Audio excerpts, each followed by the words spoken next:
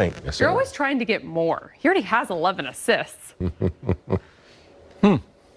AD had his third game of the season with at least 3 steals and 3 blocks. He's now speaking with the mic in the media. AD, LeBron said that sometimes you get back from a road trip and it can lead to a slow start, but you guys overcame that pretty quickly. Are there certain things that you just go to on the defensive end? Are there not necessarily a play, or what's a way that you guys do that? Energy and effort. Slow start. I mean, no excuses. Team haven't played in 7 days. They had one game in 7 days, and we knew they were going to come out with a lot of energy, a lot of effort. Thank you. And we were slow defensively. We were slow offensively. I think in the first quarter they were shooting 60% from the field, 62 from the field, 60 from 3, and we were shooting in the 20s. So. It started with DS's ball pressure. He got 2 back-to-back steals and kind of got us going. We fed off his energy. But that's usually what it is. It takes one play to kind of get us going, and we get going. And, when you're on the road 7 days and come home for a couple of days and on the road again for 5 days, it can kind of, wear on you a little bit and, get you off to that slow start. But like I said, we overcame it tonight. I know it's different teams, different players, but what do you think the difference is in getting shots, like such good shots from 3? It just seems like they've been better this season. We got a lot of guys who can get in the paint. We got guys who can get in the paint, and we're making the right decisions. We got a lot of good looks last year, but, I think this year, Coach put an emphasis on getting to the paint, with our guards, Talon, AC, Bron, DS. All these guys are getting to the paint, and we're finding our shooters and making the right plays. And, it's just the basketball style that we want to play. It's good basketball, and, tonight that's how we're able to kind of open the lead up a little bit. Okay, Kyle Boone, please. Hey, you had a rough shooting start and then seemed to warm up, especially at the free throw line. When you're hitting shots at the free throw line, does that have an effect on how you hit shots from the field? Yeah, I think everybody who's a scorer, or a shooter wants to be able to get to the free throw line if they're off and see the ball go through the rim. For me, I'm going to continue to shoot the ball. I liked all the looks that I shot today. And you can't control whether it goes in or not. I just continue to play defense and just try to do other things on the floor. And having that energy and doing, the intangibles, it kind of got me going on the offensive end where I started hitting shots and making the free throws. So I just try to play through it and continue to take shots, knowing that, I always try to carry the threat of being aggressive anytime I catch the ball. Okay, David Meneman, please.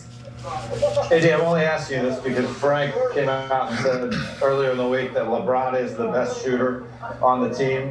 You have KCP move up the Lakers all-time three-pointers made list. Yeah. You're shooting way better from 3. LeBron's shooting second best 3 of his career. Can you rank the shooters on this team? He's up there. I mean, Bron has been shooting the ball extremely well this year. Obviously Kenny been shooting the ball. Congrats to him for moving up to 9th on the Lakers list. But I would have to say, Kenny is always, our guy who we look to for shots. Wes is, still struggling to find a consistent 3. He's getting open looks, but I still put Wes up there. He's a sniper. Kenny, Wes. I'll put Bron 3rd. Just because of this year, he's been able to shoot the ball extremely well. Mark can shoot it. Mark is up there. And then I'll put myself. You got Duds, AC. Honestly, all our guys are able to make shots, and we have been making shots this year. So it's tough. I have to look at the percentages and see, but Bron's always going to be up there just because he shoots a ton of them, especially when he gets hot. He starts shooting from half court and things like that. So I don't think Coach will maybe allow Kenny to do that. Okay, Dan Wojcicki, please. Hey, you guys have put teams away here over the past week, extended leads late and stuff like that. how's this team been able to do that, and how good is it to finish games on the bench repeatedly? Yeah, we've been doing it defensively. We've been locking in defensively. You know, we had a slow start tonight, but we've been doing it on the defensive end. You know, I think we were first in defensive rating, and we want to keep that edge. You know, we want to keep that mindset on the defensive end of being scrappy, being physical, one shot, you know, offense for the other team, and it will carry us into the offensive end. But you know, it just starts with, you know, our guards picking up full court. Dennis does it all the time, picking up 94 feet, AC when he gets in, and then, you know, the big guys protecting the rim. But, you know, our mindset defensively just switched, and we're able to do that, which allows us to, like you say, put teams away and able to sit in the fourth quarter where we can save our legs and let our guys who usually don't play, you know, get in. And now we're able to save our bodies and our legs for later on in the season when we really need them. Okay, last two questions. We're going to go with Jim from the Journal-Sentinel. Hey, Anthony, I'm with the Milwaukee Journal-Sentinel. We're getting to know Drew a little bit here, and him and Lauren reached out to get into the community within days of him being traded. I guess, can you speak a little bit to the type of man that the Bucks, not just the Bucks, but the city of Milwaukee are getting, not just with you, but even Lauren too? Yeah, great family. Really close friends of mine. Drew and Lo are, you know, two amazing people who love being in the community.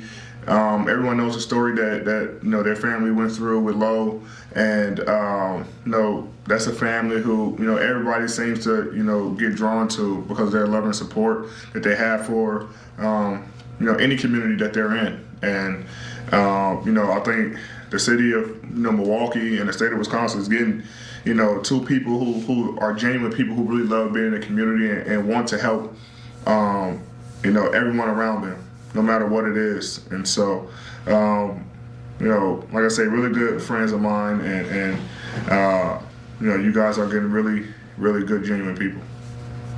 Okay, last question, Claudia Jestro, please. Anthony, can you hear me? Yes. Yes. Anthony, when they had Zion, Ingram, and Adams on the floor, how tough was that front line to defend and score on? We just made the game simple offensively, putting them in pick and rolls and knowing that they're a low man team, which means that they're going to pull in and try to stop, you know, anybody who comes to the lane from the opposite side, and we're just making reads. And so we just try to play simple basketball tonight. And you know, Zion and Steven Adams are, you know, they're low down there. They're two, you know, very huge physical guys, and you know, it took a team effort tonight, trying to keep Zion out of the paint, make him take tough shots, and keeping him and Steven Adams off the glass. So it was tough for all of us, and you know, it was a team effort against both of those guys, and we were able to be successful tonight. Great, thanks so much, AD. Yep.